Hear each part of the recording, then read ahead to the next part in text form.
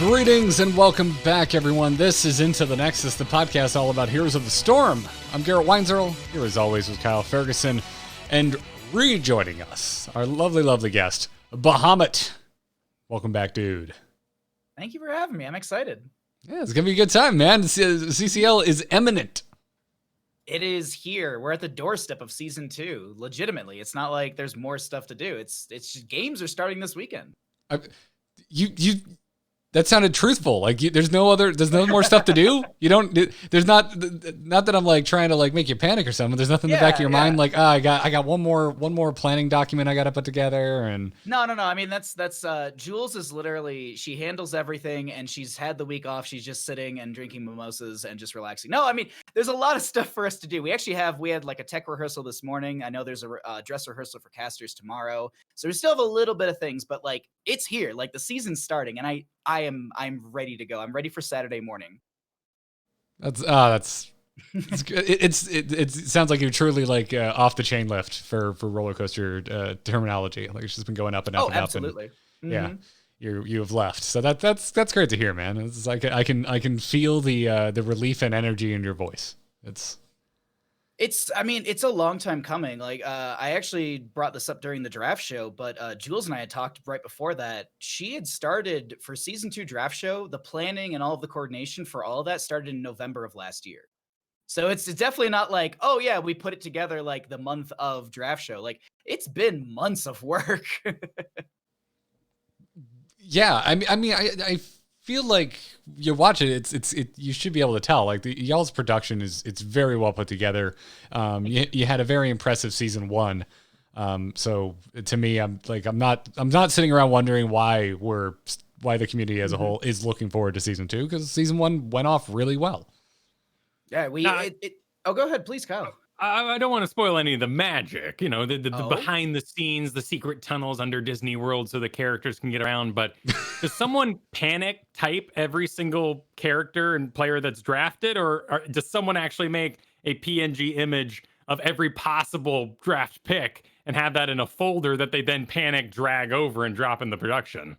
So if you want the curtain reveal, if you will, or just like a little peek of what we actually do, when it comes to the actual draft show itself, we have multiple channels. We have a channel where there's all the orgs hanging. We have like an on-deck channel, and then we have our live, the caster channel. And so what happens is the admins, because bless the admins who do a lot of the legwork, they actually already know the draft pick probably one pick ahead of what you currently see on stream. So we constantly in the background already know, and it's just the casters who, we don't look at the one document because then that throws things off for us. But they just come in, and by the time the person announces their draft pick, production on the other end has already put in the name, has graphics ready to fly, and it's all based off of when the org announces it. So there's a lot in the background, and our production staff absolutely kills it. It's one of our toughest shows, but it's one of the most rewarding shows in the end.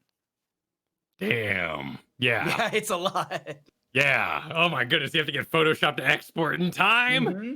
What? Yeah, that's impressive. I love hearing about this kind of stuff. By the way, we were talking a little bit before we hit record about the various programs that go in, and you had mentioned something about what you use the stream versus and it works in conjunction with the second program, and I was jokingly / truthfully going, oh, if there's 2 programs involved, I'm not interested. And you're like, well, one of them's really just for the graphics guys, and I'm like, oh, that's really cool. I never really like. Of course, it's there. It's very obvious that there are graphics on display, but you don't really think about it and think about the fact that there are people behind that making it happen and hitting their cues.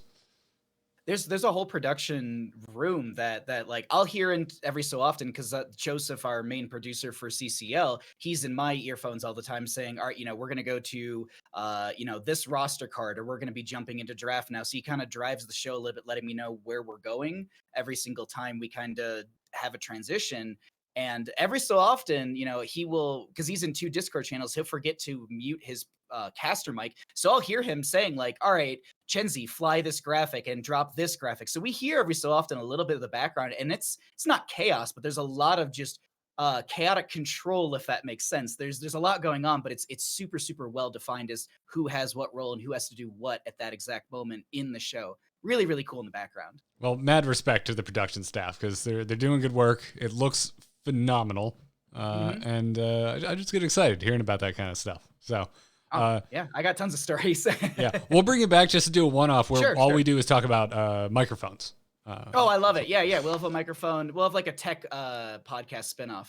Sounds good. Sounds like a plan. But anyways, before we get into the nitty-gritty of today's episode, which will be primarily CCL focused, I have a feeling we're going to drop some hot takes about certain heroes that we may or may not like playing, facing, etc. We want to thank those of you, though, supporting us over at patreon.com/ITN, because you are the ones that drive this podcast, that drive this show, that keep the lights on, help us pay the bills, help us pay ourselves, and help us pay our guests. We do pay our guests for their time, and that's because of the lovely support of the folks over at patreon.com/ITN. So thank you so much for the support, everybody. And a big thanks to, familiar name here, Tom Peace, our latest patron. Yeah, the very man that killed me on that diva that we talked about last week. And also taught you and I new Sonya tips. And I took Sonya to my very first NGS game this week and I won it. And when it was over, Cavalier Guest said it was fine. And that's pretty darn good. Question. High accolade for you. Leap or Wrath? It was Leap. It was Leap. Bless. Okay, good. Oh, all right. I have no idea how to play Wrath. I have no idea how to spin to win. Anybody who hook shots in and then immediately starts spinning, I can date you as 2017 right there. I know who you are. You've been on this hero forever. I do the leap, aim the spear while you're stunned so I don't miss sort of thing, and that's a dead gray main, and that's all I need. Plus, I've gotten pretty good at the whole, I'm going to change my angle while I'm hitting Garrosh so it bounces in the back line sort of thing. It's a bit too much, but I'm very proud of myself. Doesn't it feel satisfying, man? It feels so big brain, and you're like, I'm just gonna adjust the angle just a little bit, and it lands on the vagina, and you're just like, ooh, that feels good. Or you're fighting Asmodan, so you're slamming the lane instead of him, knowing it deals more damage come level 4. Oh yeah, it's a good time. I was doing that to a Tychus the other night who decided to lane against me on Hanamura. I was just like, all right, buddy, I'm just gonna smack the lane. I don't know. I love Tychus. I love playing him, but my poor Yrel, and I love killing Sonyas on Tychus, so I do not look forward to that eventual matchup someday. Anyways, folks, check out patreon.com/ITN, get access to our Discord, ad-free version of the show, and other perks like signing up for our monthly game nights. But we're going to get into this week's Heroes of Storm news and talk some CCL. We're on, boys! Ha-ha! Let's liven up this place!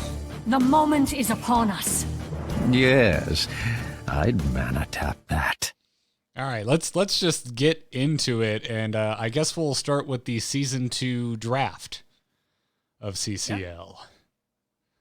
It's a good place to start. Yeah, we've got some teams disbanded. We've got Crowd Control and Sidestep Kings. But in their place came Onyx and Storm Esports, which were very into the draft, which was probably the coolest thing about them. Like, particularly, Christopher Kraft on Onyx was so geeky about this entire opportunity. And even comparing that to Season 1, where it felt like teams were just kind of being placed together, this got really deep. And even the new orgs were pretty in the know about which players did what. I gotta give credit where credit's due.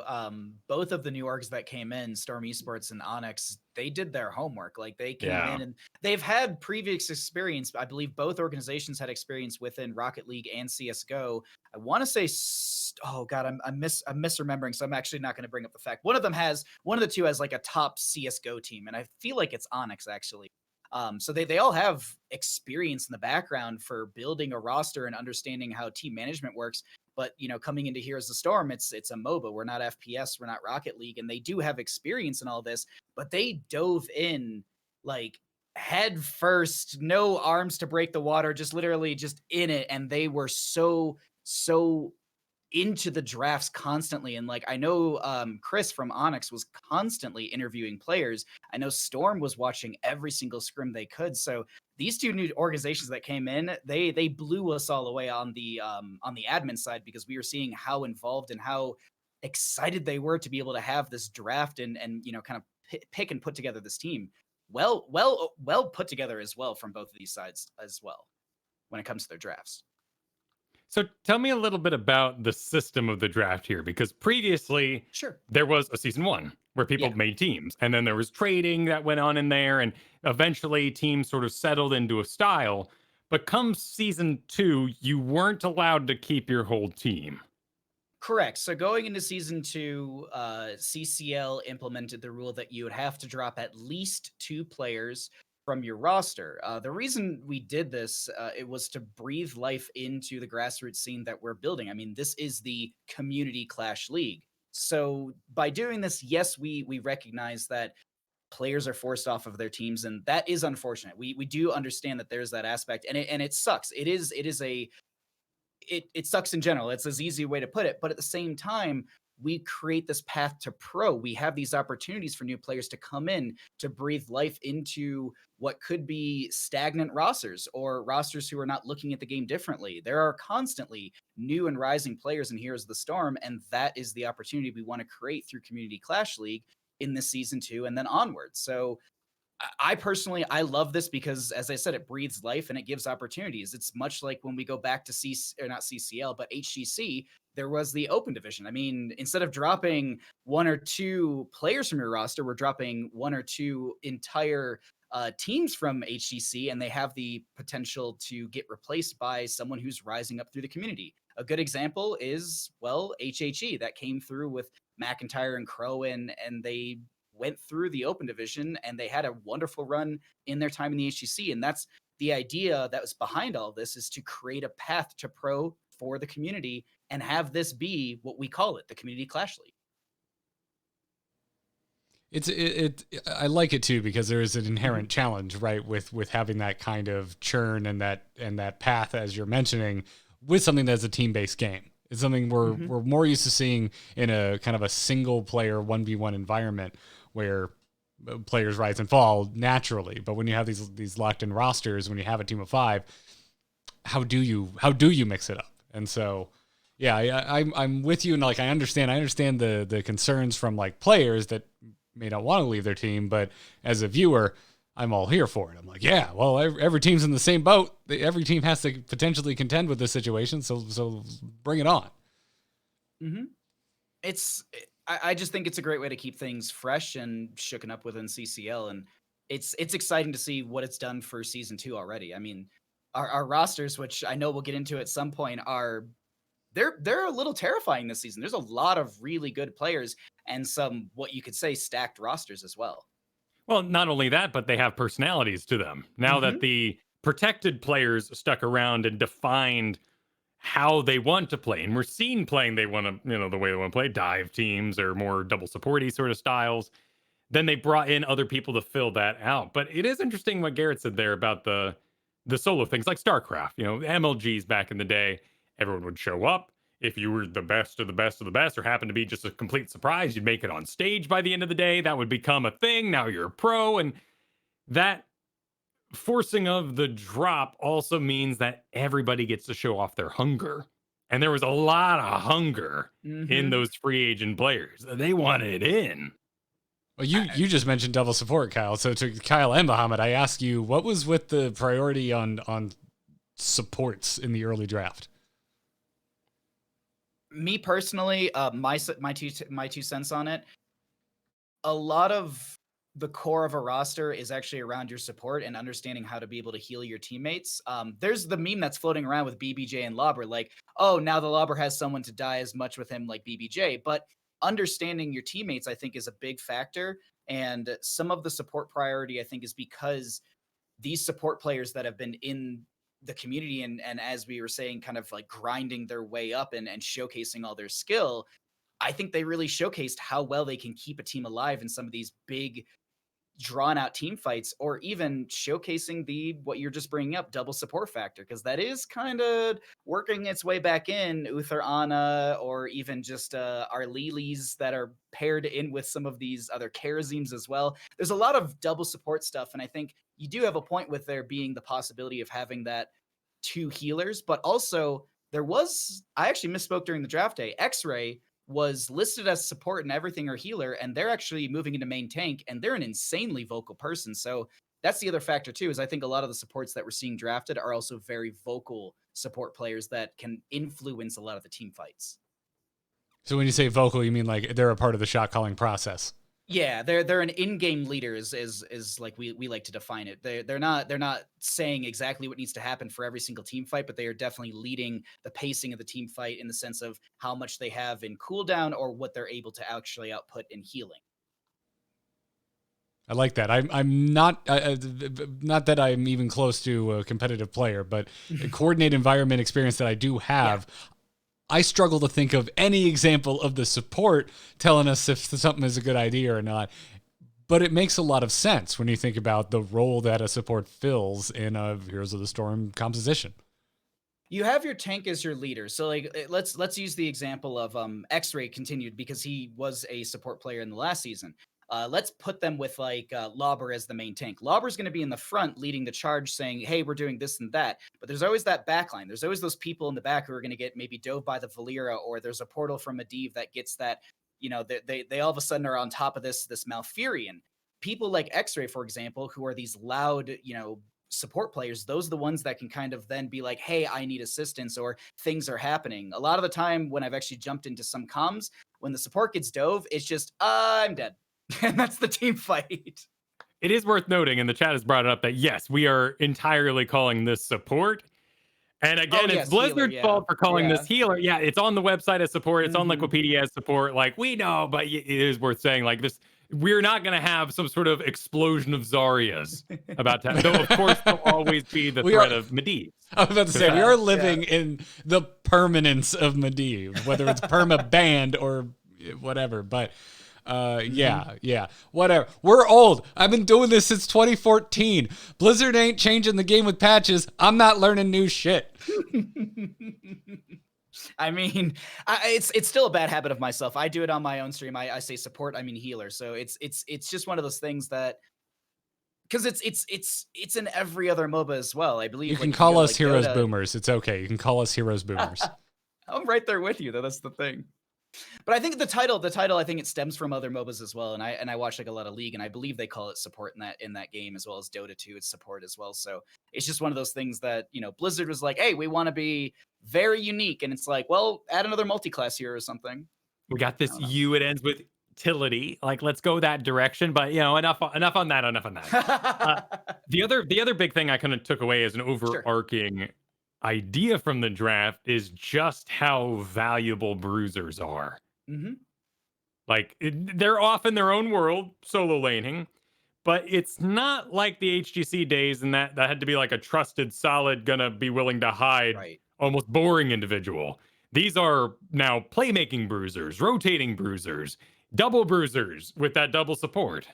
Oh God! I mean, we're basically in, if you will, just to make chat more angry, we're technically in triple bruiser hyper carry sort of meta right now. And by triple bruiser, I mean like there's a main tank and then like a Hogger, Sonya, Ana, and then a Vala or something like that, or like a Jaina or a Li Ming, or you know, there's that hyper carry. So we're kind of in this like mega frontline hyper carry meta as well that's starting to form. And I think having that priority onto bruisers is really playing into that. But also, bruisers have become a bit of a ward. They have, as you were mentioning, the rotations on the map, and they can kind of jump into team fights, making a 4v4 or 4v5. Towers of Doom's a great example of that, or even Dragonshire. But I feel like the solo lane, while it sits there and just kind of watches the map, it also does give information to a lot of players. And they're kind of, as I said, that ward saying like, all right, some camps are up and I'm locked into this lane. I'm watching minimap, because you PvE for a lot of the time in that lane. There's not a whole lot that goes on outside of not stepping too far forward and not getting dove and blah, blah, blah.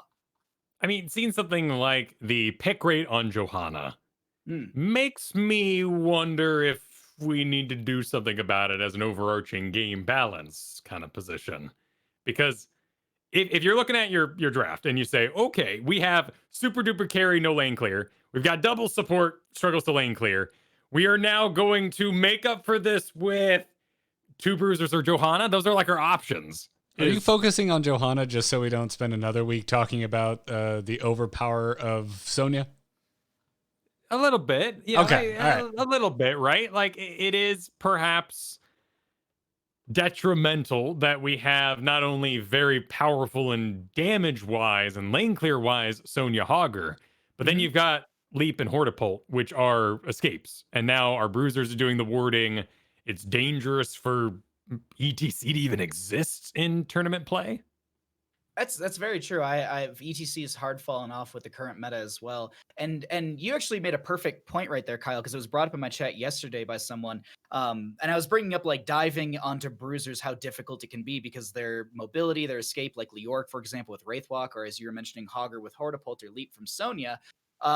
Someone actually in my chat said killing like Malfurion, for example, is like trying to nail Jello to a wall. And I think that's the perfect analogy of trying to kill some of the bruisers these days. Like there's too much in them. And how do you kind of tone that down? That's for a developer to know a little bit better than me. But like, it is this weird spot to be. And I think that's where we're also seeing a lot more of this heavy bruiser composition with like a Joanna or a Garrosh or something like that, because that offers that little bit of mobility that they might need before they hit that 10 talent tier. You bring up a really interesting point because it was the same conversation I had yesterday, and I wonder if we see any sort of dial back into our bruiser meta, or if it's going to be full force into it going into season 2 of CCL. Now this is a bit of a side comment, but Sure, this is merely the guy who spent way too much time learning Hogger and now is doing Sonya. There is a bizarre disconnect in our brains where Hogger goes flying away with Hortipult, 60-second cooldown, and we all go, oh, jeez. Hogger, broken. What a butt. How dare he? But we see Sonya leap away and we're all like, gotcha, Sonya. Leaps on cooldown. Sure, and everyone's it's true. Stoked on this same exact cooldown with less range. Well, hold on, because the leap that lands where it's supposed to land does its job 100% of the time. A Hortipult that lands where it's supposed to land, you still have to make art on the other end of that landing, like as a Hogger. That's okay, true. Like I'm doing it. I'm a Sonya like one trick nowadays, and I'm gonna say Sonya probably messed up. I still think Sonya kind of messed up if you got to leap to survive. I know for the majority of players, I'm like, wow, grats on discovering a beta 2014 hero, Kyle. Like, let's talk about it some. But the fact that Sonya doesn't decay her fury just makes Hogger mains, well, furious. Oh, now I'm just gonna say no, F that. Hogger's good enough. Update her to modern mechanics. You talked about the carry, and my biggest fear when I hear double support or even double bruiser, because I'm starting to think, oh no, who's dealing all the damage, is we return to something that, HGC is romanticized. Right. But we forget about Greymane Vala. Every game, Greymane Vala, Greymane versus Vala, Greymane versus Vala, and they switch sides sometimes. Now we have Cassia, but is there anyone else you feel will maintain that unique energy? And do we need more ranged assassins that can be elevated or created to that role? Do we need more ranged assassins in Heroes of the Storm? Probably not. Would I like more StarCraft heroes just in general? Yes. Bring Overmind Blizzard, realistically. But I think it's one of those things that like it's if we can kind of actually circle back slightly to Sonya, it's a lot of like what meta exists currently is what is the most popular thing and only played. So I think in season 2 of CCL, we might actually see a revitalization or a revisit to the meta currently, because you are right. Like in a lot of the games that I'm casting, it's very stagnant with, high priority onto the Cassia. You've got Hogger solo lane or Sonya or Diva. Like it's very, very stagnant in that. And I wonder as we get into the season, do we start to see a little bit of a split off? Does Oxygen come in and bring out, a crazy mind controlled Sylvanas sort of deal? Because if you go back before season 1 of CCL, there was no mind control Sylvanas. If you picked that, you were going to get laughed at. But after, we see more competitive play at a higher tier, these teams start to innovate a little bit. And so I agree with you. The meta right now is very stagnant with what's prioritized, but I feel like the innovation should come through the season from these teams, and we should start to break away from that. I mean, look at this as well. Monstrosity Abathur. How often do you think that was ever played before season 1? I'm not saying that CCL defines the meta of heroes, but it definitely greatly influenced a lot of what's happening in Stormleague. That is interesting. So if we were to kind of line up our orgs here, there are those with coaches that we can expect some bizarreness out of. Of course, we've been talking about Oxygen, and I didn't know this was his title, but the Brewmaster is what y'all call Cavalier Guest. That's a great title. That's news to me. I didn't know Yeah. that. That's a great title. But That's a very good title. you know, he's engineering in the background. You got let's see, Granite Gaming has Chelvin. Is that how I'd say it? I've heard it's pronounced kind of like Kelvin. So okay. I feel like it's Kelvin. I feel like I've gotten it corrected that way, but I might be completely wrong. But then that's it for like official established coaches. However, there is a big focus on drafting teams like Wildheart Esports with Justin Pitkin, who then is drafted alongside more sane players so they can hopefully rein in his creativity. See, now I have this, and I'll admit it on the podcast because I've said it before in the past. I have a tinfoil theory that Wildheart does have a coach. They just don't publicly say who it is. Ooh. I think like not to discredit Wildheart's team by any means or anything. That's not what I'm getting at. I'm just saying that there is some innovation that is coming. It's there's no way that this team is just 400 IQ all the time like this. There's like little things that I'm just like, man, I feel like there's someone in the background kind of giving you a little bit of a push here and there. 30K or not 30K, excuse me, Wildheart. But we'll have to see. I mean, this is my tinfoil theory. I like it. Mm-hmm. Really excited for them too, because they grabbed a very much newcomer to the scene in their support role just to shake things up. I mean, Mason Blaze during the free agent tournament on all the documents that we had, and I believe his application as well, is listed as range support or range assassin. And they played basically range. No, they played Decker Kane as well. They played support throughout that tournament, and they had a Decker Kane that was literally like getting last hits and just coming in and just like auto attacking to solidify kills. But Mason Blaze also had some of the best Lucio play that I've seen. So like Yasu, Banana, Mason Blaze, they're all these amazing like Lucio players, and I want to see Mason Blaze play more of their support or healer. Let's not unnerve chat too much. Healer in season 2 of CCL, because I think there's a lot of interesting innovation that Mason Blaze will bring to the table, and that's kind of what I'm most excited about from these teams. What do you think is going on with this kind of sub trend of multi-role playing players? It's the sixth man. You make yourself so not desirable, but you make yourself so flexible that when you're swapped in and out, because you can do that in CCL, you can say, all right, game 1 we lost on Cursed Hollow. As we're getting the lobby ready for, let's say, Dragonshire, we want to change up the solo lane, so we're going to swap.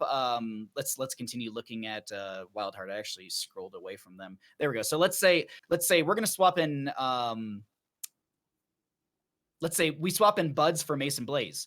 The enemy team has not as much information on Mason Blaze at this point, so now you kind of have that kind of catch, and you can rotate players in and out. It seemed to me, at least, during the draft, a lot of these organizations want to go for that route during Season 2. We didn't see much of it during Season 1, where we would have like, all right, Towers of Doom was this player, or like we had Cascon from Oxygen, and then the next game, Cascon was out and they went back to their main support player or something like that. So that's the innovation I think that we're seeing with some of the draft this season, is I think there's more of a thought of rotating players consistently throughout the matches rather than being like, this is our core 5, they play this weekend, that's it. Yeah, they would even draft like their 6th spot as a drafter, like getting a coach via the free agent pool. A good example of that is Chili Mountain, actually. They literally last picked Caterpillar, and they were like, we have so many opportunities for him. We could have him be our, a draft like leader. He could be a coach. He could be part of all the scrims and everything. So it's one of those things that, yes, Chili Mountain has 2 tank players, but they've got really, really interesting possibilities with these tank players, especially with the knowledge that they picked up. I always like to think about the connection between watching organized play and watching competitive play, and what you can take that into your games at home. And, seeing, Kyle, like you, go through and be a part of leagues for, it's been almost a year now, right? Since you've been doing league play. Like subs are really common. And so like I'm really interested in looking at this through that lens of being like, oh boy, it's probably really fascinating for players at home that are a part of their own Heroes League. They probably have subs for their roster, and now they get to see how it's done with like maybe a higher echelon of player. Great example. I mean, you're bringing up grassroots esports. There's a team I cast consistently in NGS, the Gilly Sharks, and they will rotate a player in based on either map or how the games are going. Like if they don't feel like their solo lane strong, they'll just swap in someone who's a flex player but is known for their solo lane. So having a couple of those people on your team to sub in and out really can change the dynamic of your gameplay, as well as the play style against an enemy team that might not be practiced or well versed against that player that's now subbed in. And I think that was underutilized in season 1. And I hope that organizations prioritize that going into season 2, because I'd love to see more faces rather than saying Cascon had 1 game in season 1 of CCL. Like, Cascon's an amazing drafter, don't get me wrong, but it's a bummer just to say that sentence. Yeah. But it's still in before the draft, right? Like there's not a Medivh pick and then the enemy has to go. Yeah. For anyone wondering, that's why I specified game lobby. So before you hit that start game button in the custom mode, that is your roster. You can't get halfway through the draft and Alt F4 and swap in a new player and say they're going to be the Medivh player. It's like, no, that's not how it works. That's if you go into a lobby or if you start a draft with 5 players on your team, those are the 5 players for that game. I mean, that would be like trying to swap out a pitcher as the pitch is mid-air. It's like, well, you threw the pitch, but can we get this pitcher swapped out in the middle of the act? What are you doing? No. Yeah. It would be a cool superpower though if you're able to do that. That'd be really cool. I mean, it'd make the Flash the sub pitcher, I guess. There you go. All right, yeah. Trying to think how that's possible. I'm picturing it right now, and it's actually kind of great. It'd be wonderful. It still bothers me because then he has super strength in moving the person, but they don't show him pick up. There's a lot of camera tricks with the Flash. It's a lot of mirrors. Yeah, I don't know. It's a little thin. Okay, we digress. Let's see if we can, for somebody who missed the draft out there, kind of define a personality to each team. Because we're sitting on a completely new team like Onyx. But we have names we know, like Bad Benny and God Filth, and then names that have recently arrived, like Uki, who I got to interview on Hogger and is just very excited, very hungry to even be there. Like, they were working hard before getting in the CCL at becoming the best offlaner in the world, and now they've got to be motivated beyond the moon and back. And then they put things like funds in there. So how is that team going to play? You've got amazing leadership and knowledge through Bad Benny and Got Filth. You've got, as you said, hungry players as well who want to make a name for themselves. I mean, as well as Valimar. I mean, Valimar is one of those up and coming players through, I think, just a lot of grassroots esports. I don't think they ever had any sort of major open division or HGC runs or anything like that. So I would say for Onyx, it's the new org that's hungry for obviously wins, but they're hungry to prove themselves on the stage. I think that's the big thing that I would say for Onyx is they are a organization and a team that is ready to showcase that they're coming into season 2 as a strong roster. I would say that they're the hungry roster. Yeah. The fact that we didn't bring up Copenhagen either, but like the fact that these many known players, or at least up and coming players, ended up on one organization who is just entering the sphere of Heroes of the Storm is damn impressive. Storm Esports. This is basically the hurry up and die team, as I've heard, but better put, it's the dive team. The dive team. You got Lauber and BBJ, who are both going to be very much in the business, being followed up by some pretty impressive damage dealers, but it's also just a team of flex, tank support, and then flex down the road, except for CPX, who is ranged.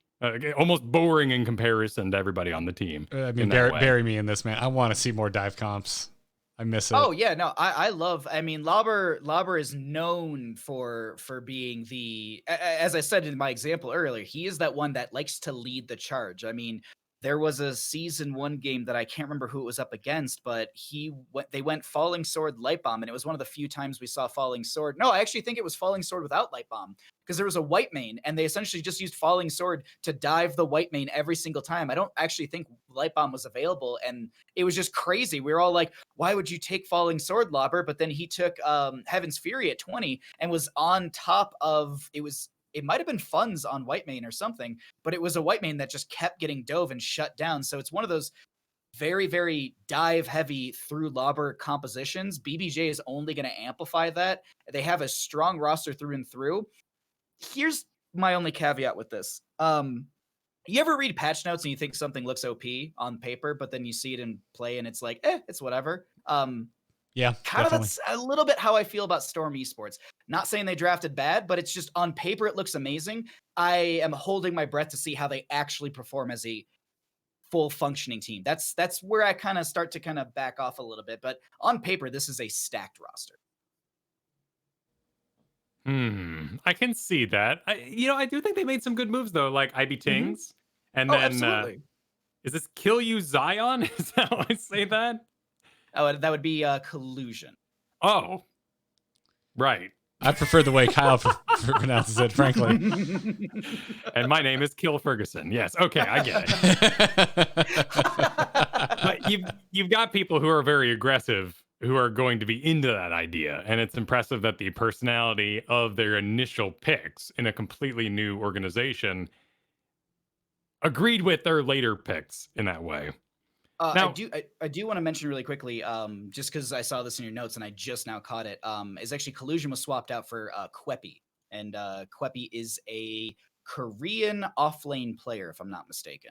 Oh, Range interesting. Assassin, actually. Yeah, here, I can actually, there you go, DM'd the player to you. It just came through. I want to say it was actually, it was a couple days ago, I think, where the announcement came out. But yeah, Collusion was traded off from Storm for Kwepi. And that's another ranged assassin, but a very, very experienced one at that as well. Signature Zul'jin, apparently. All right, that's exciting. That's exciting. And granted, the dive and die Zul'jin is how you get your Headhunter quest done. Because otherwise... All right. Because otherwise people are mad at Kyle. Well, no. Because if you die in the mid-game, people are mad, but nobody should be mad at a 5-minute 4-death Zul'jin because they're just getting hits and they're just questing. I think you're trying to plant some seeds so you don't get yelled at. I have a 2-second. I just want to temperature check on both of you. What do you think of the recklessness at level 1? I've talked to a lot of teams and I have kind of an idea of why it's not picked a lot, but do you two have any opinions on that level 1? Basically, if you're at lower health, you get insane stacking really quickly.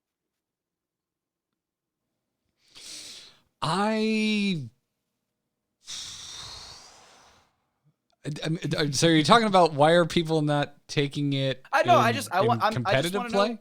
I just want to know what your thoughts on it are. That's all. Like, is it a viable talent? Because they changed it. They changed it a while ago. So essentially, at below 50% health or something like that, when you're auto attacking into heroes, you actually build your baseline stacks faster. Additional stack of U1 Axe. Yeah. That's an interesting thing to highlight. The problem is, often if I take Zul'jin, I'm thinking, I want to become Hammer, so I'm going Headhunter. Okay. I just want to know your opinion. That's all. I just want to be siege-free Hammer. To my knowledge, and I was opening it up in the past or in the background to make sure I wasn't wrong. Sure. And it turns out this is the case. This is like by far and away the most popular talent for players at home. And I can understand that, right? Because you're not committing to something you may not get done in Headhunter. But I can see why, if I thought I was a hot Zul'jin, that I knew my stuff and I could bring home the bacon, I would just rather go for Headhunter. It's just, it's an interesting thing because they changed it. It's such a cool idea and a concept for Zul'jin, but everyone's still going Bone Slicer and then here and there Headhunter. Like it's I don't know. I just want to get your opinion on it because we had that brought up, and Zul'jin's one of those heroes that they're niche per se, but they're also very difficult to play too. I mean, to be fair, Headhunter is it feels good. Yes. It looks good. It's like a nice, solid, just burger. And you might not be able to eat it all, but you're gonna get a good meal. breaking from that analogy completely, the Bone Slicer people are fanatical. Mm-hmm. Like, you're trying to enjoy your burger there, and they're out with their signs, and they're interrupting this lovely day at BlizzCon. You don't know why they're here, but they're crazy about it. And every time you try to talk to them, you're like, hey. And you're like, hey, what, what's with Q? And they're just like, I don't have time to. You just know Q is awesome. Mark it. Only build Zul'jin should ever do. April 22nd, 2021, the day that Kyle Fergusson said that Bone Slicer Zul'jins are akin to hateful evangelicals. Outside of BlizzCon, yes, to put it in an exact point of view. Line up, Diablo cosplayers. Get your selfies here. I'm just saying that Q-build Zul'jins aren't the type that you approach with sanity for a conversation. You don't approach them on the street, be like, hey, what are you guys about? You do make a point, just to kind of wrap it up, because that was kind of the conversation I had with people, where it's like, oh, Recklessness is good, and Headhunter are only good in ARAMs because they're ARAM talents. If you take Recklessness, you're just putting yourself low, and you get dove and die. And then my response to them was, well, don't get dove and die. So it's just that easy. It's like killing the right clone on Samura. You just do it. It's not that hard. But I digress. It's just one of those things that we were on the subject, and I was just curious really quickly what your thoughts on that level 1 were, because it's a little contested in some of the conversations I've had. I honestly wasn't aware of the bonus stacks in the background. Yeah, that Recklessness got buffed like in one of the patches we got this year, like one of the 3. One of the 3. Is that your first shot fired this episode, Bahamut? Is that your? It might be. It might be. Your first salvo. I might have slipped a second. We don't need to talk about Phoenix ults. I made my chat mad last week about me talking about Phoenix ults. So yeah, no, Recklessness has really found a home in our games at home. Looking at its pick rate, but yeah, no, I get what you're coming at. All right, well, let's continue with painting a picture of like who. The personality of these teams. Let's get to the returning organizations, starting with Chili Mountain. Sure. Chili Mountain, an organization, they actually dropped 3, kept 3, so they had to actually pick up 3 new players through the entire draft itself, just to kind of catch everyone up as well, whereas Storm Esports and Onyx were drafting full new rosters as they were the new organizations coming in. I think Chili Mountain, as they did have a bit of a struggle in the earlier portion of last season, definitely one of the teams to grow. I said that Onyx is the hungry team, that they want to prove themselves. I think Chili Mountain wants to prove themselves with growth, realistically. They had a lot of really good late season pickups in season 1, but with them picking up, I believe, Banana, Azerite, and Caterpillar through the CCL draft, I think they've locked in a really, really good core 6 and can grow throughout the season. They might have a bit of a stumble in the beginning, but I think that's them just getting their footing as this roster, because it's really well put together, in my opinion. It was interesting where they put their efforts to get players, because Caterpillar's sitting around. Everyone knows Caterpillar. Yeah. And picked up last as someone who is known for their experience, knowledge, HGC-ness, taught me how to play Leoric in the audience long ago. Like, they're a leader, but it sounded like Chili Mountain was kind of like, no, we've got our 3. We've got our shot caller already. We want Banana to shot call in addition to this from the support role, and whoever else happens to be vocal will just kind of happen. I think there's the big thing with Chili Mountain is they picked up Gia late, and that was actually really strong for them in the tank role. And I think they just want to amplify that prowess that's already kind of within Gia. And that's maybe where we see this swap between Cattle and Gia to work with some of these maybe louder support players like Banana, as you were mentioning.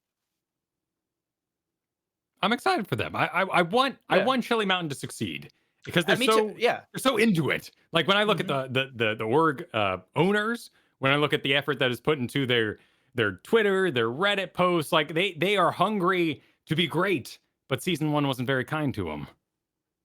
It was a rough start for Chili Mountain. They had a lot of not a lot of roster swaps, but they had a few roster swaps early. And after that, they really just tried to grow from there. But this season, I look at their roster and what they put together. Make, Bergolt, and Gia, that's already a good core 3. Azerite's also a European player that will actually kind of pocket in together with them. Banana's also European player, but French. Whereas I believe Gia, Bergolt, Azerite, Make are all Swiss, if I'm not mistaken.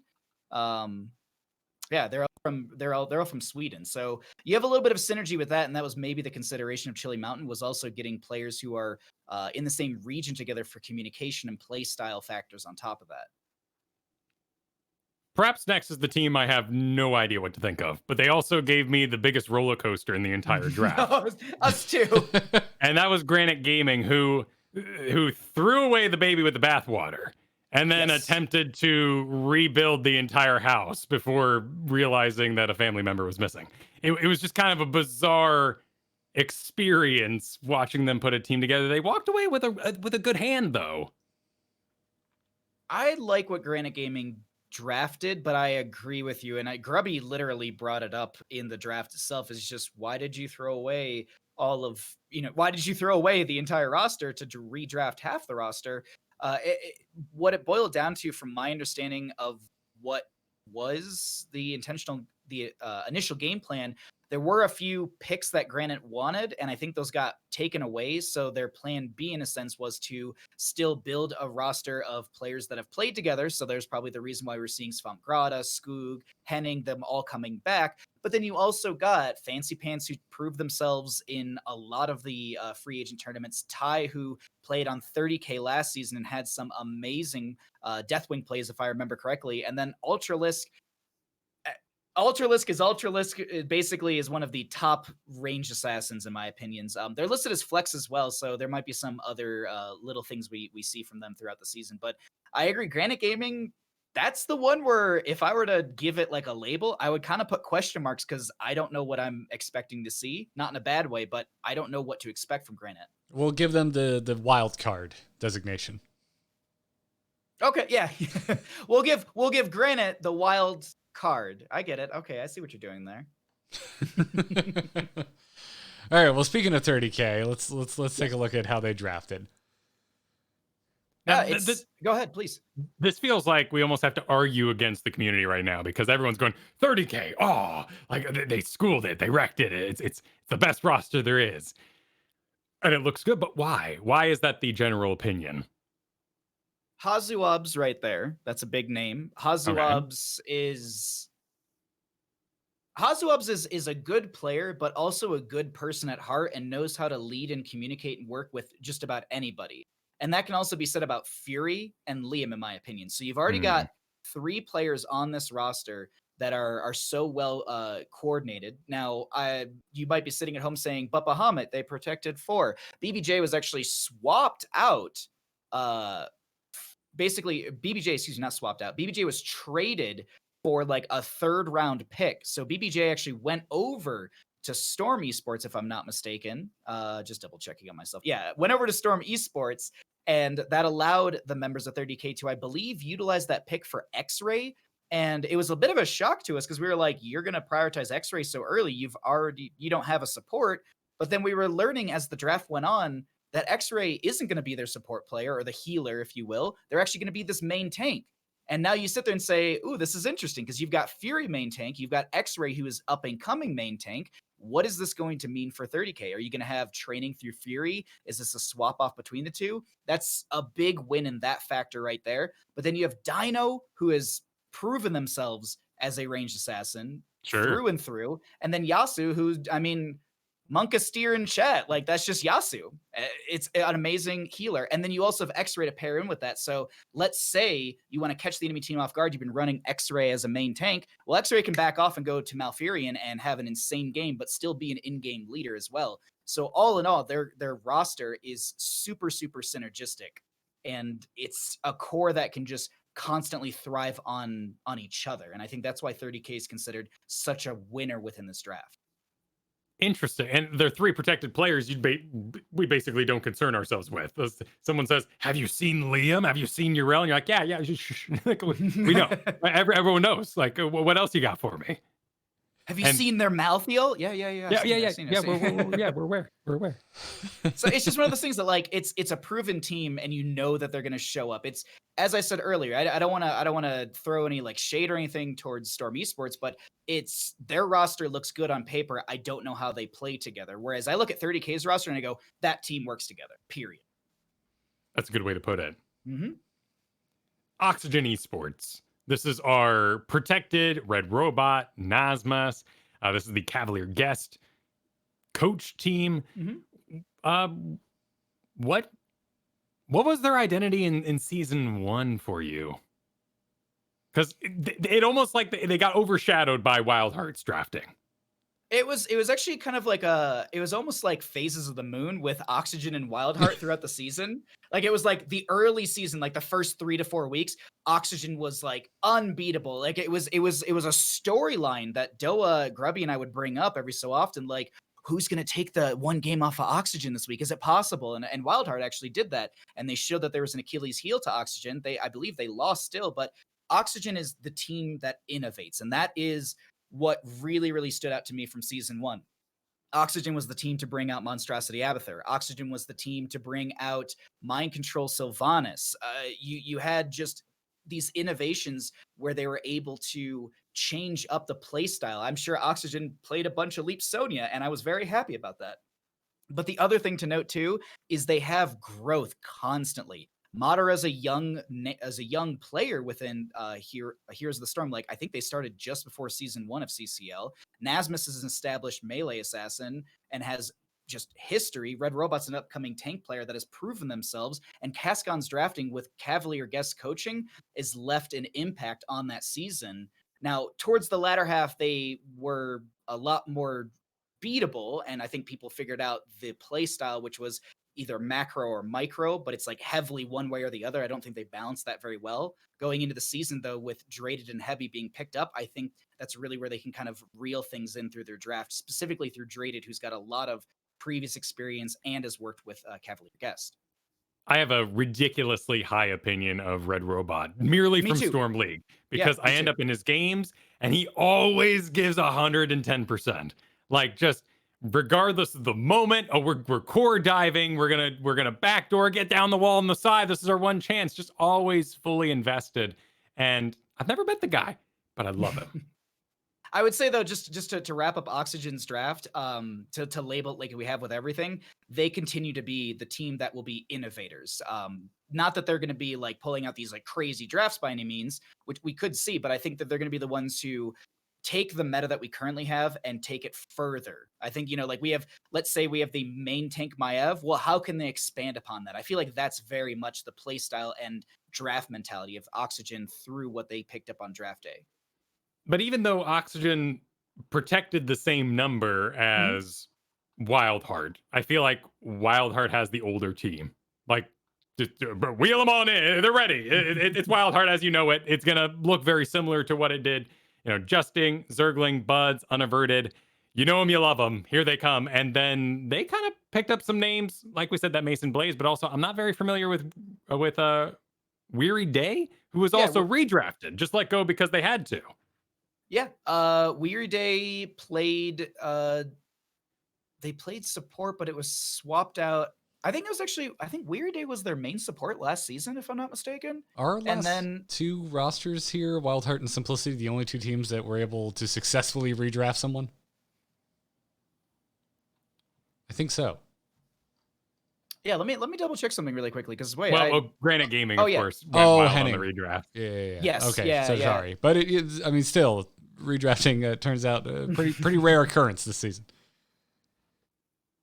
You do actually bring up a really good point with that. I didn't think about that whatsoever. We only had a couple of redrafts per se with Wildheart and Simplicity, but yeah, like there was that redraft of Granite Gaming's core roster in a sense. It's just I think Wildheart is the family organization and they've built themselves around that. Still nothing negative about it, but that's how their organization functions. They're very family driven, and it's like we're all together, we're all in this together, and we all got each other's backs. And redrafting Weary Day, that's bringing that fifth member back in that already synergizes. But I like what Wildheart's doing, because when they had their draft pick up and available, I think Funds was up and available. And I was expecting Goon just to say Funds, but he goes for Mason Blaze. And I'm happy about that, because what Wildheart did is says, we have a core 5 roster. We know that these 5 work together. Let's give someone else a chance. Let's bring in Mason Blaze. And Mason Blaze, as I mentioned beforehand, has proven themselves time and time again through grassroots as well as the free agent tournament that they are a strong support, healer, range assassin, probably flex realistically. I was about to say, think about the flex that you just rattled off. It gives them a lot of roster flexibility with what roles they now have access to when Mason Blaze gets slotted in. Exactly. It's you don't see Funds come in and you go, ooh, it's time for Lily. Like, that's not a bad thing, but it's like you bring in Funds. That's not like it was a limited pool, but it was, you brought in Funds for only a couple different heroes. And I think Mason Blaze is really going to amplify that kind of craziness, as I talked about beforehand. Now, in comparison to that, because Wildheart Esports kept most of their roster, did really well last season, got second place. We see Simplicity, our final team, protect for redraft immediately Hosty. But they had a rougher season, ended up in 6th place last go. Mm-hmm. So what is different now? It feels very similar to Wildheart's draft, in the sense of they locked in what they felt is going to be, what won season 1 for them, in the sense of this roster synergized, they communicated, they knew how to play together. And I think this is the same kind of thing as Wildheart. You're bringing in this flex through Jay, who is going to be swapped out with Hosty consistently. I think Jay is going to be a integral part of this roster to succeed, especially because of Jay's offlane prowess. Jay actually, it might be like we were talking about beforehand, double offlane, main tank, a healer, and then a ranged assassin. And we could see that with Jay coming in. Hosty might, come in every so often with like a Nazeebo or something like that. But in the end, I think Jay is actually going to be a critical factor for Simplicity as the season goes on, because that's their niche player, if you will. Hosty is also niche as well, and so you have these two interesting flexes for Simplicity to catch the enemy team off guard. That can really mess with like the bans and whatnot as well. Because exactly. We started this episode talking about just how settled the meta is. I mean, at home and competitively, they're pretty much in tandem at the moment. But if you have these players that have these really unique picks that are not shared by every team, what does that mean? Do we throw a ban at one of their specific picks to try and throw them off their game? Well, cool, we can do that. But what are you leaving on the table as a potential pickup as a result of that targeted ban? It's always who blinks first that I really like about that. We talked about subs earlier when we were talking about like Kyle playing in grassroots themselves and having subs.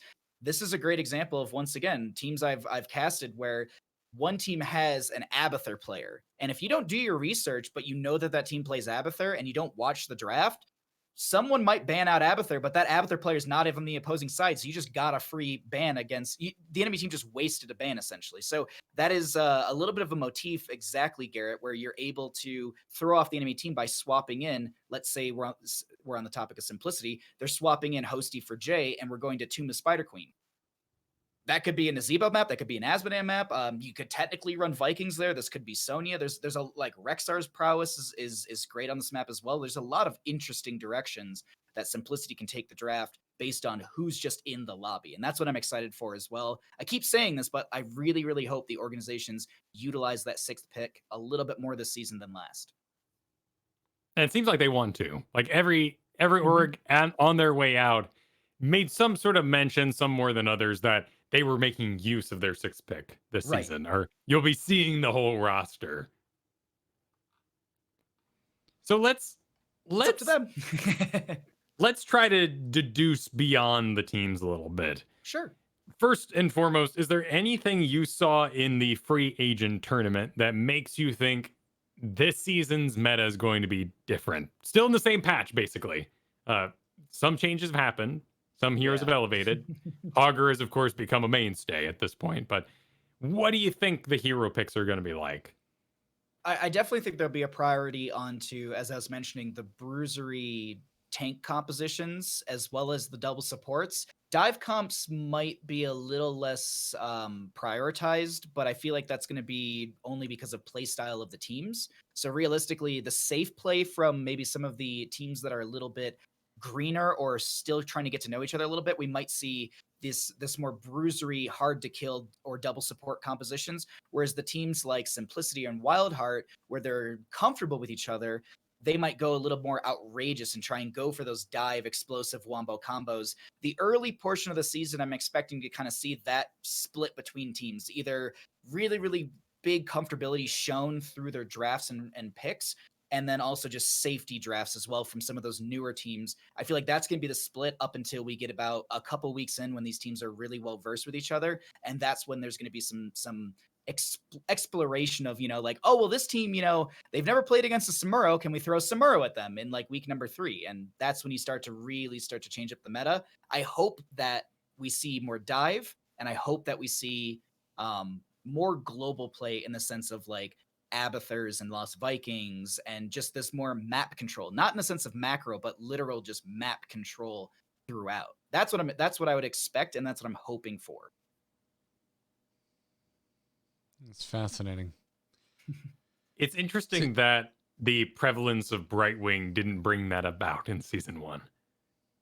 It's almost as though the way we were playing Brightwing pre-nerf there was very much a attendant rather than a global hero. So we didn't, like HGC times, there'd be a overpowered maybe Dahaka, and every other global hero, Falstad and Brightwing, would just be elevated by this one hero.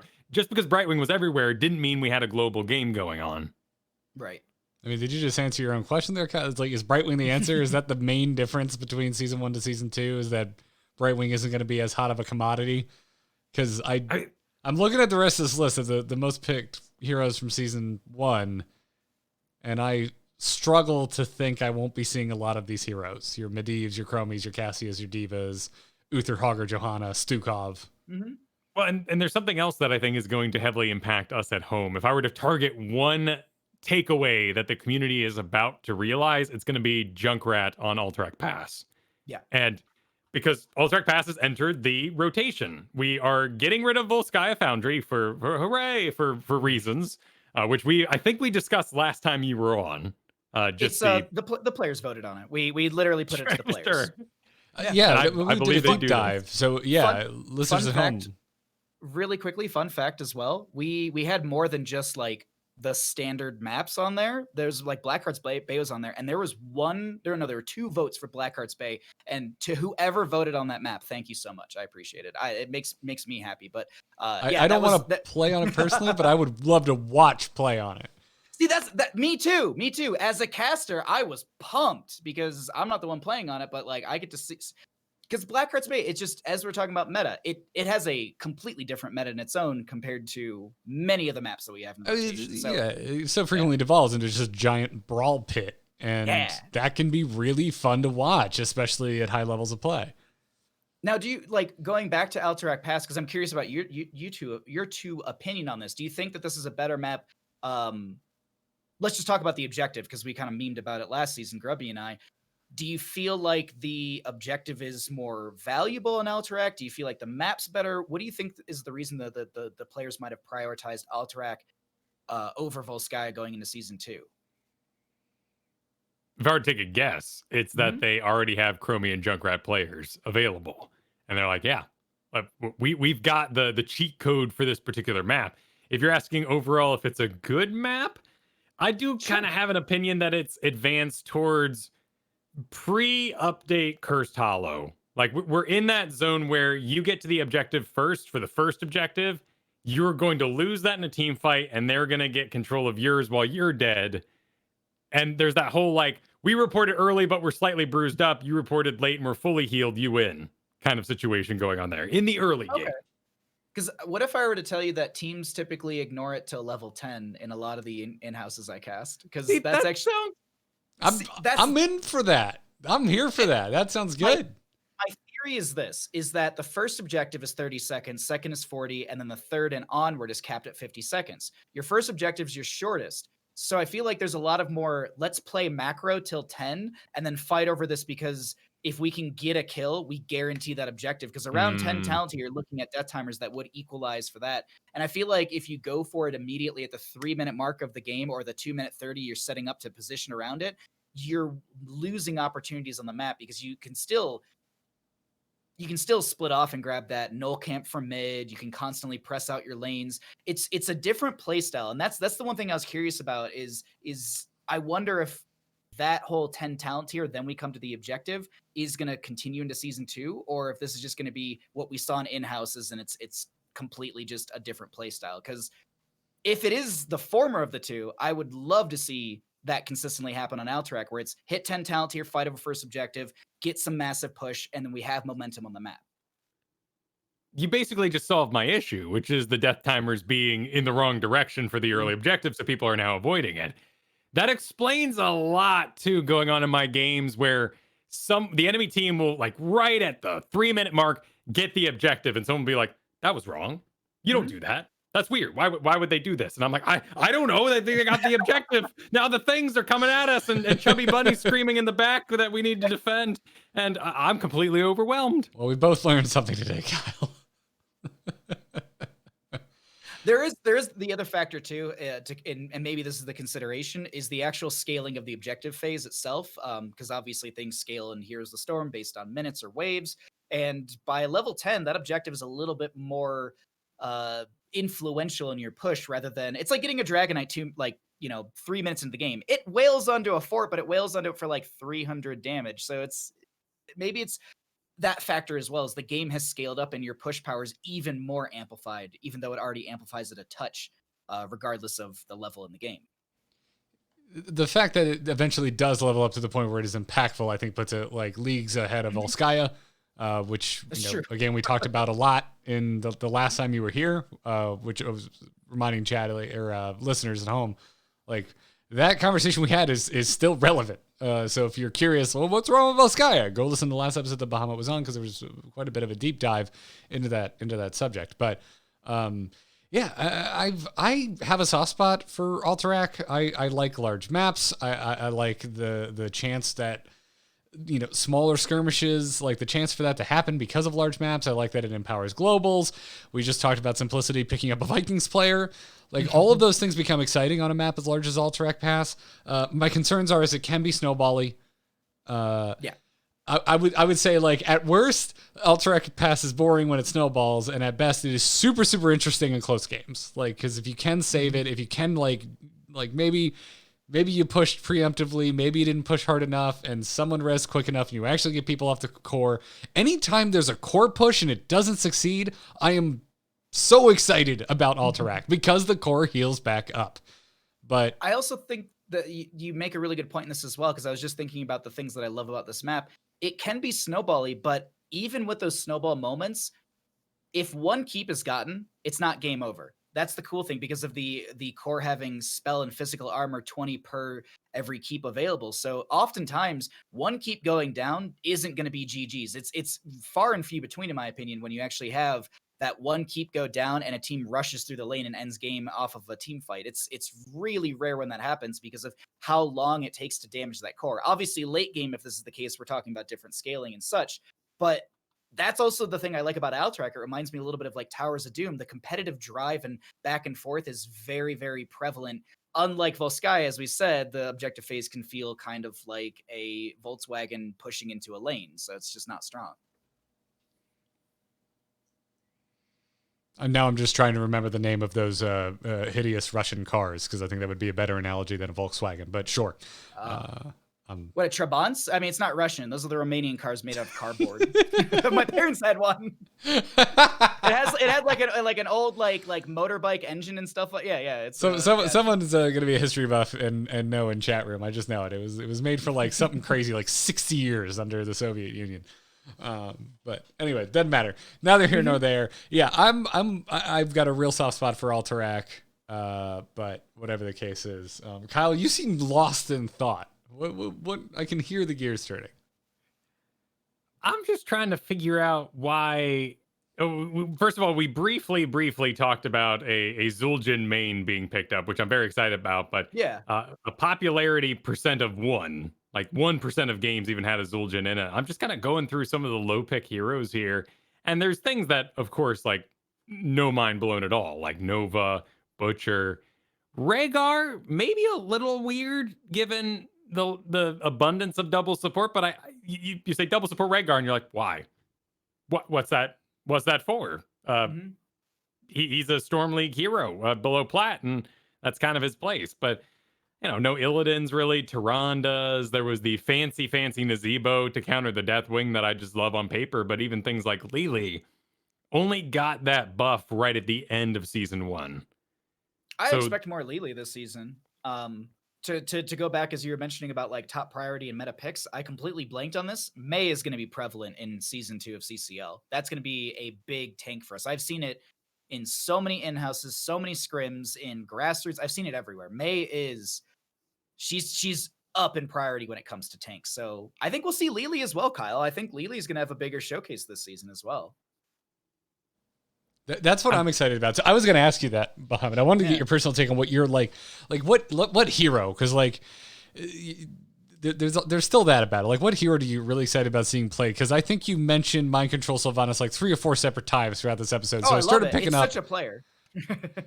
Yeah, because like I'm very excited to see Lili play because I've really taken I've rediscovered a love for Lili post her light rework in the most recent patch.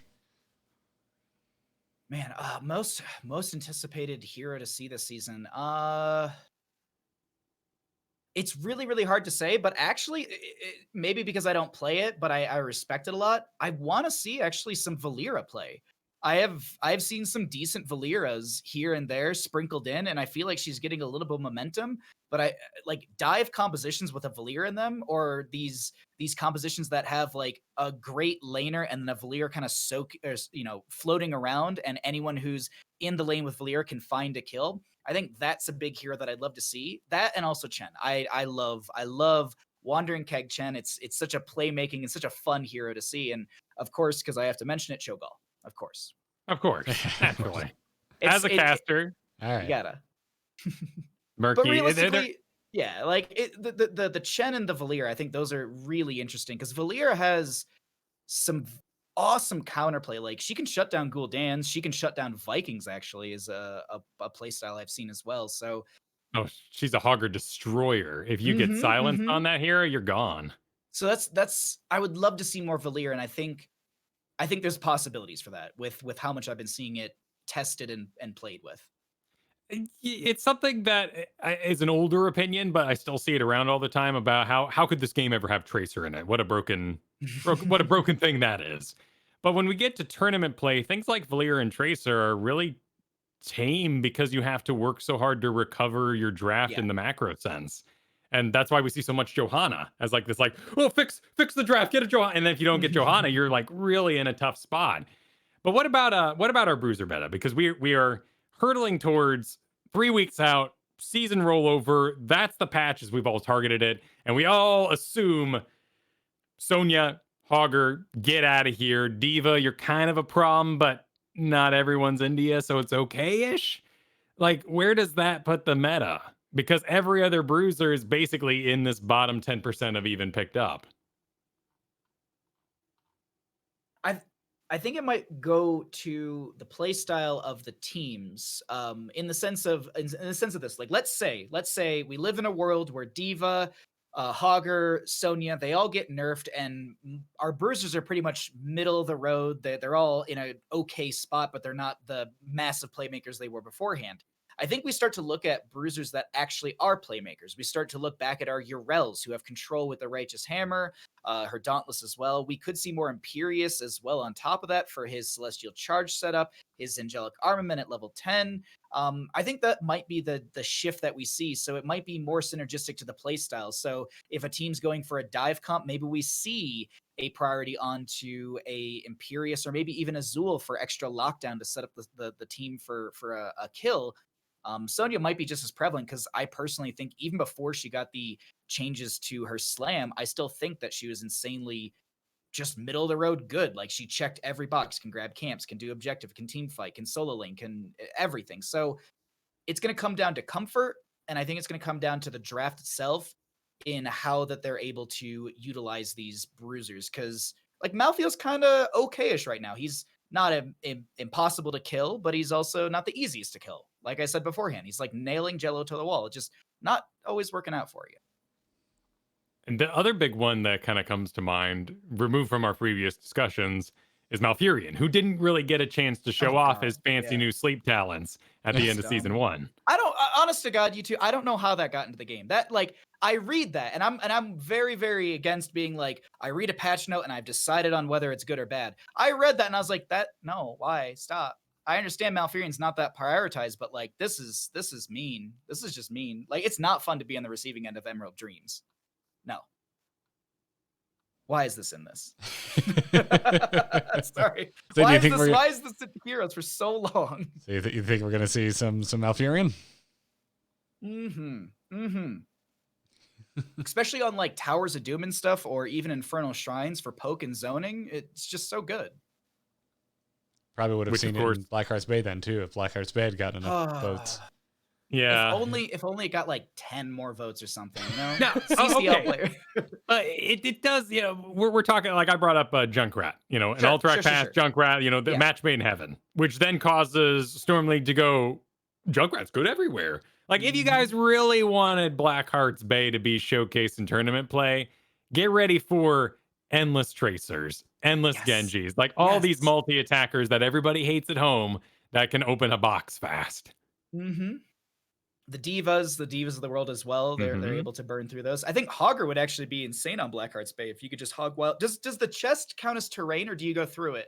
I don't know the answer to that question. I don't know, but I remember I had one game and the flaming loot crate worked, so I didn't have to use my hog even then, yeah, that's yeah, there you go. That's sustained damage from that. So I forgot about that. Yeah, you could just talent into that, and that'll be easy enough. But yeah, I definitely think we're going to see a shakeup in the meta, but we will still see high priority into Medivh bans, Chromie, Cassia, Diva, Stukov. All of that's going to be high priority until we see changes on them. And it's crazy. Like, Stukov's not outrageously like overpowered in talents. The biotic armor got nerfed, but they nerfed the wrong aspect of it last time, so maybe they'll change it this time. But overall, like, Stukov's not like, oh, he's just OP. He's just, there's a lot of really good Stukov players in CCL, and I think that's the reason we're seeing so much value into him as well. Yeah, well, that I think is a noteworthy disconnect too from what we see in CCL to what we see in our home games. Like, there's not even close to that many like seasoned Stukov players in pickup games. Well, and there's also the factor of like the variant in our own home games where like if they get the variant, they get the Stukov, and you're like, who knows? And then you turn around and go, they're working together. Right? they're actually doing it, guys. Like a good example, like Stukov to me is like the Kel'Thuzad of healers. Like, you have to be really mechanically savvy. Virulent Reaction at level 13, where you have to get the weighted pustule plus the root at the same like that. Like, the idea of that, I look at my keyboard and go, no, I'm gonna go play a bruiser instead. No, thank you. I don't want to push those buttons. It's just not gonna work. If I could consistently get Stukov in ARAM, it would be the best trainer on God's green earth for that combination. But you have the gods will decide.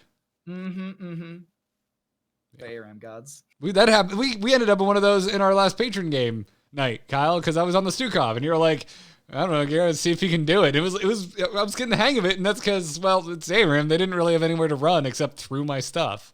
Yeah, we got to give you the whole the fun experience of it too, where you were doing the growing expansion with the target me, I'm an off-tank Stukov, and then get the multi-tanks in there with the Ballistospores.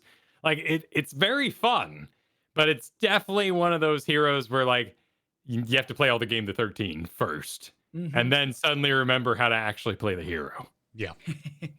Yeah. You don't get the opening, slower part of the game, training of what you're supposed to be doing, the refresher as you get there. You're just it's the same thing we have against Kerrigans and Alarax. Like, you have that combo since the door open, and if you can't hit it, we all hate you. But if, let's say, pull on out telekinesis on Alarax unlocked at 13, we'd probably be a lot more chill. Well, maybe it's a good thing then for Stukov then, Kyle, because like it gives everyone else on the team hope until you're told point. otherwise. Like, I do the same thing with hammers. I'm like, oh my goodness, maybe they're a Hover Siege main. Like maybe we just get to Hover Siege and they realize that they can move slightly sideways and they've got this down. No, they just go. What is it? The growing ranger. Gradiating. Yep, there you go. Graduating range or gradiating. Graduating range. I think that sounds right. And then you're like, oh wait, with that one. They have no idea where they're supposed to be. But eventually they'll be able to attack if they stand still long enough, which is in Heroes of the Storm, everyone knows this. Standing still is your best friend. Yeah, sure is a good thing that Chromie's not hot right now. Yeah, exactly. Or Li Ming, or getting trained on hammer would not be easy. Okay, at home games, when has Li Ming not been hot? It's true. It's that high octane. Day one of Calamity no longer clears waves. Li Ming still had the same number of games played, probably. Like, everyone loves pursue that thread for a moment, because hammer is a possibility. Granted, not a popular one, but did actually see quite a few games compared to the likes of even Lili and Nazebo and all that sort of thing. Yeah. We know Vala and Greymane from the past. Everyone's aware of Cassia. What else is there? Like I've seen super carry Hanzos. Oh. So are we saying just for like a hyper carry role? Like you've got you've got your Greymanes that siege really well, Valas that build out and can become explosive right around level 13. I've actually seen a couple Gul'dans, but usually it's like a battery Ariel or something like that with them. That is pretty prevalent. Sylvanas as well. I mentioned her a couple times. I personally just love I love Sylvanas as a character in Heroes of the Storm, but also her kit, and slowly but surely her heroics are actually, Wailing Arrow, Mind Control, they're both really, really viable. That level 20 Call of the Dark Lady, I think it is, just the cooldown reduction is ridiculous because you can throw out like a Mind Control every like 15 seconds. And so it's like Valkyrie on steroids from Cassia, which that's kind of, if you're getting at like these hyper carries, Sylvanas does play into that role because you have a 15-second mind control at level 20, and while you do have a bruisery comp, you can still burn someone down with 3 bruisers that collapse on top of a target that is mind controlled. So our hyper carries that we could see, there's a lot of them. It's just, will we see teams actually take risks to go beyond the quote unquote comforts? Fair. And there's also Falstad, who's now a thing, but will also be restricted off his level 1 talents, right? Yeah. There's some opinions there. Yeah, it's just how long have we gone with some key new features on Falstad here? It actually bothers me a little bit because it's been 5 weeks. It's been too long, in my opinion. That's the issue. Right. Because here's the thing. Dishonorable Discharge has a unique feature with your hammering as well. So that's the reason it's currently bugged out in a lot of esports, grassroots esports for Heroes of the Storm. And there's also the level 13 that's busted as well with all of that. So it's really frustrating to me that we have all of this cool new Falstad stuff, but we can only use half of it in competitive. And then the other half you see only played in your Storm League because it's quote unquote busted. Wait, so I'm aware of the slow resetting on Dishonorable Discharge. What's the 13 thing? Charged up. It basically plays into the Dishonorable Discharge proccing with the hammering, I believe. So I think those two are both banned out because I think they both trigger the hammering slow proc to continue. Oh, geez. So yeah, you're not even allowed to even make kind of a lightning rod build in the background then. Yeah, no, it's full auto attack build with the only variations of like tailwind cooldown reduction, I think at level 13. Or giant or the it's not giant killer, but it's essentially giant killer. I can't remember what they called it for Falstad now. But he's also got that. So those are the pickup. But charged up at level 13 is no longer taken because it has the same interactions as level 1 from Dishonorable Discharge. So I just it just bothers me. Like we got this cool rework and we can't use it in competitive nature. And it's just like, please, I want it. I just want to be able to see it and talk about it. That's the big thing. So that's only my 2 cents on it. That's fair and tracks with like the last month of this podcast. Yeah, no, I've heard some rumblings every so often as well. Okay, I'm like, nope, no, I'm right there with you, bud. If it's charged up, that's 7. That's not 13. Not charged up. Thunderstrikes? 13. Thunderstrikes is 13. Oh, then it's Thunderstrike. Sorry, my mistake. I know it's the 1 in 13. Gotcha. Yeah, that's the lightning rod deals 20% more damage each subsequent strike. Yeah, and I believe that triggers the hammering proc issue as well again. Okay. Gotcha. That's the reason it's not picked up. False ad. Needs some work. Needs some work. So. Just a few more weeks, I guess. Well, before we're done with esports entirely, let's talk about more Heroes esports, because it was announced that Heroes is returning to DreamHack with a CCL tie-in. Yeah, there is going to be I believe there's like a show match with one of the CCL teams, and actually was announced through Bimmy's Twitter, and it's going to be Storm Esports who goes up against the winner of this DreamHack, or at least the show match. Oh, very cool. Yeah, starting May 14th, running through July 25th. And again, all of this broke via Bemi Esports Twitter account. So if you're not following at Bemi Esports and you're interested in more competitive HOTS, you should probably throw it a follow. Also, if you have any questions about it, Bimmy is answering on Twitter. I did see that he was answering Hazuab's Leon Black. So there are people that are asking him questions about if is it region locked, which it's not. Is it, what servers are going to be play on, etc. So if you have any questions or you want to learn more about it, Bimmy is answering through his Twitter. If you just want to check out the thread and just throw a question to him, I'm sure he can get back to you about it. Or you can find more information through said thread. Yeah, we got a link in the show notes, or just go give Bemi a follow at Bemi Esports on Twitter. So that was exciting to hear. I've always been a big DreamHack fan just in general. So glad to see HOTS coming back to it. So this has been a deep dive conversation. We want to answer like one question. We'll open the mailbag, take one question before we end. Does that sound good to everyone? Good to me. Yeah. Awesome. Darkness stopped calling. Does anyone else hear that buzzing? Hold on. Darkness just texted me. You can send your emails to itncast@gmail.com. If you're supporting us on Patreon, just hit us up in the Discord. Woody writes in and says, why is Blastwave the go-to build? I'm pretty sure it's not only good because of double melee being common, but who knows, maybe I have the wrong impression. Hold up, Kyle, was this the dude that got flamed because he referenced our podcast to a guy that flamed him for going Blastwave build? Yes. So you cut out the best part of the email. It's a bit of a story. It's basically wild, man. I've heard people talk smack about something I've said on a podcast before, but what Woody wrote in about was some of the most weirdly, like, I'm not even sure some of this stuff is actually like a thing. I've never been accused of faking real-time conversation.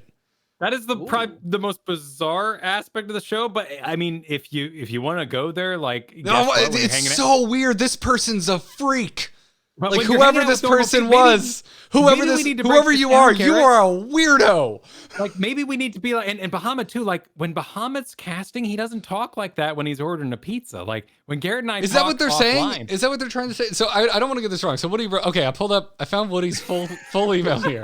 I don't want to get this wrong. No, this is so wild. I usually don't do this, but I found this so utterly bizarre. Like I think this person is like the missing link. I think Bigfoot hates our podcast.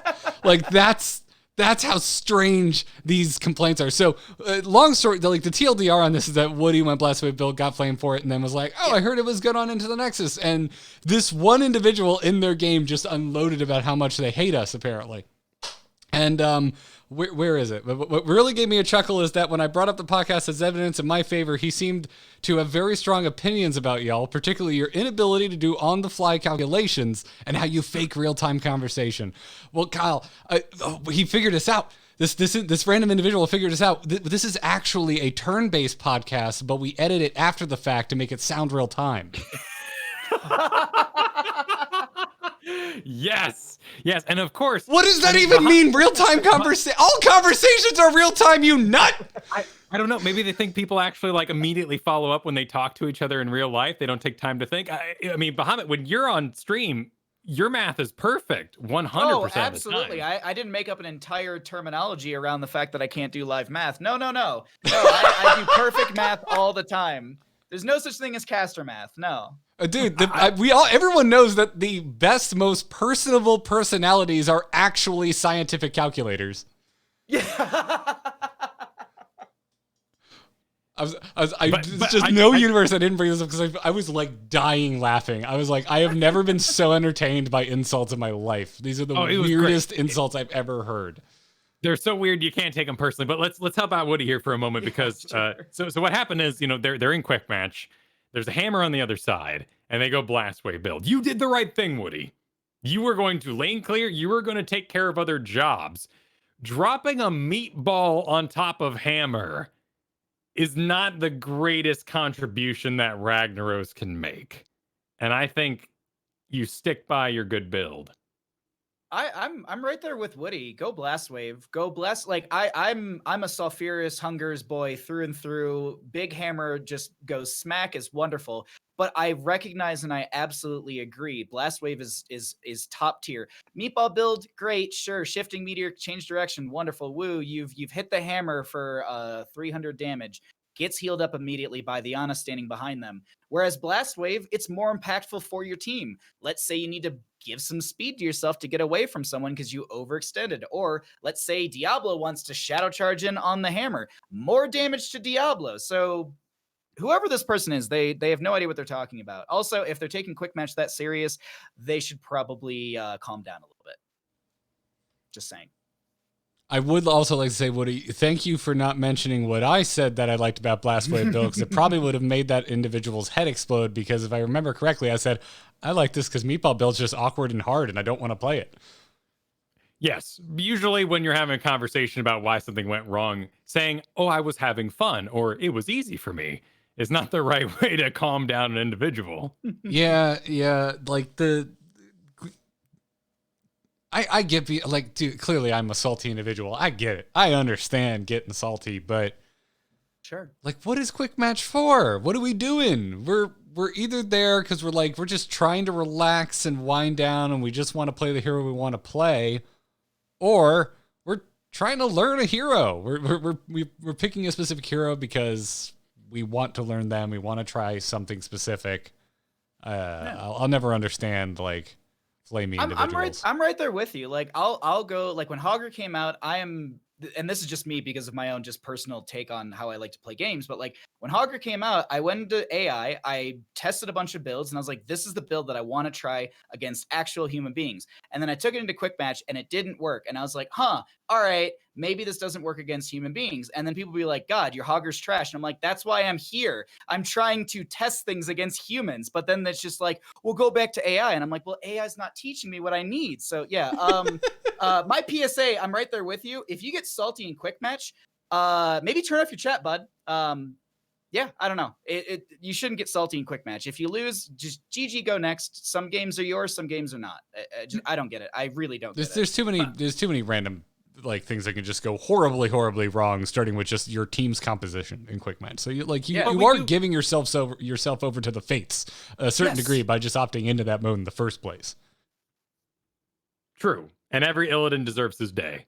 His one day of the month. What did we say? Like 1 out of 17 times the Illidan gets his... and it's all the octane sweet hit he needed to keep doing that other 16 games. I mean, we've all been there. It's beautiful when you do get your Illidan game. Sadly, I do that with Leoric, which doesn't sound like, but an undrafted Leoric game is kind of just open for the wins. But we do need to acknowledge a little bit that there is a change in the overall thought process of players. For a long, long time, we said any plan is better than no plan, and even the worst idea is the one that you should follow. Is that right? Is worst? I always get confused on that one. Less good? In the past, if there was a boss being started on Cursed Hollow, we would all say, that's the plan, everybody pile on, because at least something's happening and we didn't wander around in the woods for a whole 15 seconds. But with the CCL requiring masters with a lot of old players coming back and the top end doing a lot of, bronze GM challenges or having Smurfs in maybe a more stale meta, it is very clear that we've switched towards more of a don't follow bad players sort of mindset. And the community is butting heads on this right now. They can't decide if you're good, you just keep doing good things and take the loss because you know what's right, or do you invest in the bad plan because at least it's a plan? And those two factions are warring it out in quick match right now. I have like an answer for you, which is actually something I learned from this podcast ages ago. When I was learning and getting better and better at this game, and growing as you do with any MOBA, I was listening to this podcast a lot, and there used to be the educational like sections that you would do here and there, and there was an email or at least a whole breakdown of like, what do you do when a team is doing something that you know is wrong, but they're all into it or invested? And there's those moments where it's like, all right, sometimes going with the wrong choice could actually be the correct choice because you've invested into that. And sometimes that Hail Mary per se, or that overextension, or just the aggression works out. And it's one of those things that you have to sit there and kind of acknowledge, could this have an actual positive outcome, or is this just an absolute wipe? And that's really the kind of the scale that tips back and forth with what I think you're bringing up here is sometimes there's a wrong call. Like, we shouldn't invade 4v5 because we know the enemy team's there, but we might be able to catch them off guard. Diablo might have a massive shadow charge, and we can win in this corridor because our composition works better in a tighter fight or something like that. So it's such a hard duality to kind of judge, and I think you have to go with your gut and just say, all right, if we lose the team fight, what did I learn from that? What did we do wrong there? And then you take that information going further into your games, rather than just sitting there and saying, oh man, well, Malfurion stepped too far forward, so it's your fault and blah, blah, blah. Like, that doesn't fix anything. Like, that's a good point. Yeah. For a long time, we acknowledged don't fight in corridors because ETC existed. Sure, yeah. But now that he's disappeared from the planet, he staged away. Yeah, there's a lot of confusion as to which team wins in what area of the map. Like, oh, this is a good comp in open areas. Right. Why? Like, we don't know how Blaze tanks or how the Hogger Sonya front line is supposed to work. And like, yeah, that's good in a choke, but why? Well, it's because slam build, because the terrain blind, like the factors are not as binary as Tyrael lands a holy ground. Yeah, and we've talked about Valkyrie, we've talked about the strengths of Chromie and all of these other things too. So there's all these other factors that are choke versus wide area kind of affecting, right? And I mean, you're just describing a more interesting metagame to me. That's true. Just to reel things back though to what you're saying about, the back and forth between the quick match meta or mental choices that people are making, or just choices in game. At the end of the day, if you are sitting there and you're unsure of what you're doing, just remember, it's quick match. That's the place to learn and grow and make mistakes. And if you don't understand your mistake, there's this wonderful thing in the game. It's not DLC. You don't have to pay for it. There's a replay system. You can go back and watch your VOD and see what happened wrong. You can slow things down and say, ooh, I was 5 feet away from my team. There's no way Morales could have healed me, and I stepped into the ETC mosh pit or whatever like that. Like, there's so much tools in the game to learn from, and I don't feel like you should take quick match as this, albeit like I have to win, or it's everything. Like, quick match is a great place to learn and fail. If you really want to try hard, go to a place where you actually draft, unranked or ranked. I think quick match is just, people take it so serious because they're afraid of the actual ranked mode, so they treat this like their rank mode. And at the end of the day, it's a mode to learn, in my opinion.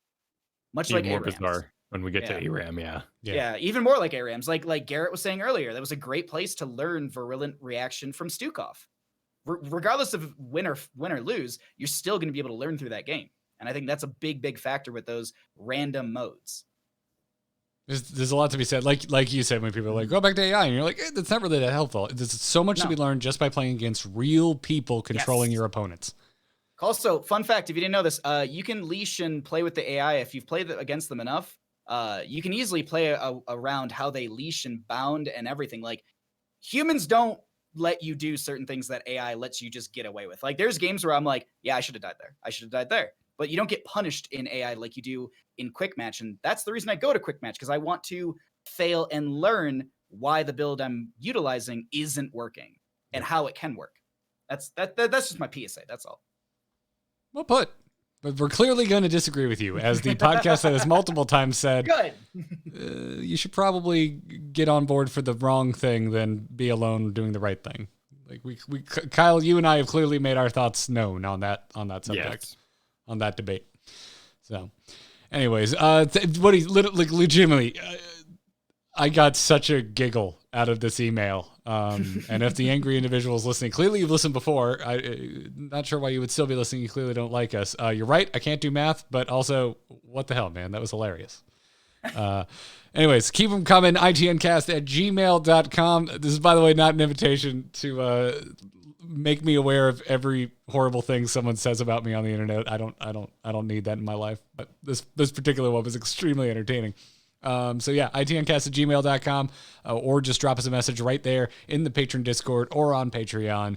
And that's going to bring us to the end of this episode. So we want to thank you again, patrons. Speaking of which, if you like this show, or I mean, even if you don't, if you think we fake real-time conversation, we will stop faking it if you go to patreon.com/ITN right now and pay us. So go do that. The real conversation goal. We also want a huge thanks to our Patreon producers, Declan H, Cheesy Bob, Chris K, and Sean B. If you want to become an Into the Nexus producer, check out patreon.com/ITN. You can catch us live Thursdays at 3 p.m. Eastern Time over at twitch.tv/AMOVTV. You can follow the show on Twitter at ITNcast. We'll let you know when we're going live. If we have a schedule change, that's a great place to find out. And other than that, I'm going to throw it to our lovely, lovely guest, Bahamut. If folks are unaware of where they can find you, which, by the way, if they got to the end of this and they're like, oh, I didn't know I could see him on CCL, I would be a little alarmed. But if folks are unaware of where they can find you in your wonderful Heroes coverage, where can everybody see you, Bahamut? Twitch, Twitter, and YouTube, Bahamut Gaming. Just type that into Google, and those are the three places. I cast pretty much... At this point, I am... playing once a day on Tuesdays, and then I cast pretty much Wednesday through Sunday since CCL starts this weekend with our Icebreaker tournament. Sick. Chat room wants to know if you have an OnlyFans. No, I have an Only Friends where basically we just DM each other, telling each other that we like, you look good in that photo, you gas each other up a little bit. That's all. Okay. So appropriate compliments because they're friends. Exactly. We are PG-13. We're a wholesome stream. Wonderful. Well, that's like Kyle and I's relationship. Except sometimes I still tell him his butt looks good. So see, you know what? Sometimes you need your friend to tell you your butt looks good. You do. That's true. Your skeleton behind you is telling you your butt looks good. See. Yeah. The video version, audio. Exactly. Yeah. You'll figure it out. Kyle Fergusson, what about you, bud? You can find me over at kyleferguson.com, playing heroes over at twitch.tv/KyleFerguson. But of course, it's the D&D season. The Dungeons and Dragons is back in a big way. Season 2 of There Will Be Dungeons starts this weekend with Snake Island. But also check out DM Gives Inspiration, the 15-minute podcast that'll make you a better DM with weekly topics. And we're currently in season 8 of that show. So check that out over at kyleferguson.com. My hometown in Florida, there's like an island we could swim to at one of the beaches that was called Snake Island. There we go. Yeah, it's straight up called Snake Island, which, by the way, so much more boring than I'm sure whatever you have planned for your D&D campaign. A bit more mythical where we're off to. I would assume so. I'm assuming it's gonna be full of gnomes and golems, right? Yeah, that's the general. Yeah, okay, it's cool. Like a Greenland, Iceland sort of thing. It's just no snakes at all. It's just please, transposed. Honest to God, please do that. What is the opposite of a snake? Do we have a canonical opposite? Bats? No, that's flying mammal. Yeah, that's pretty. Yeah. Damn, you really that very dumped on quickly. that. Yeah, I want to go with that just because it was so quick. I realized we definitely paused and then selected our option because this is actually a turn-based podcast. But but everyone hearing this after the fact thought that was the fastest, snappiest answer ever. Anyways, folks, you can find me at Garrett Art on Twitter, and this podcast and every single other one that I produce can be found at amove.tv. Check out the Angry Chicken for Hearthstone. Everything's there. amove.tv. Go check it out. That's going to wrap it up for this episode. Thank you so much for listening. Good luck in your games this weekend. Get CCL's back. Get something delicious. Treat it like you would the Super Bowl. Get some wings or impossible meat if, meat isn't your thing. You do you. The world is your junk food cornucopia. That's going to do it for this. And thank you so much for listening. Until next time, good luck and have fun. Take care.